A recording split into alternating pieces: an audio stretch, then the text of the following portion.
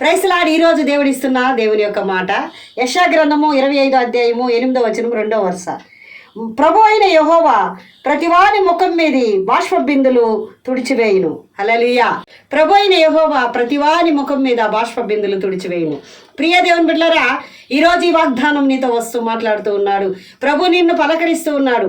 నీ కళ్ళల్లో కారుతున్న ప్రతి కన్నీటిని బాష్ప బిందువులు అయిన ప్రశస్తమైన పేరు పెట్టి పిలుస్తున్నాడు. నీ ముఖం మీద కారుతున్న ప్రతి ఒక్క కన్నీటిని నేను తొడవబోతున్నాడు. ఆ కన్నీటికి తగిన కారణాన్ని ఈరోజు తొలగించబోతున్నాడు. ఈ రోజు నీ సమస్యని తీసివేసి గొప్ప సమాధానం నీకు ఇవ్వబోతున్నాడు. అది ఆర్థిక సమస్యలా, అనారోగ్య సమస్యలా, శోధనలా, శత్రు పోరాటమా, ఏ యొక్క వేదనలో కృంగిపోయి కనిపిస్తున్నావు, లేకుంటే లోకంలో ఉండే అందరి యొక్క శోధనల మధ్య నలిగిపోతున్నావా?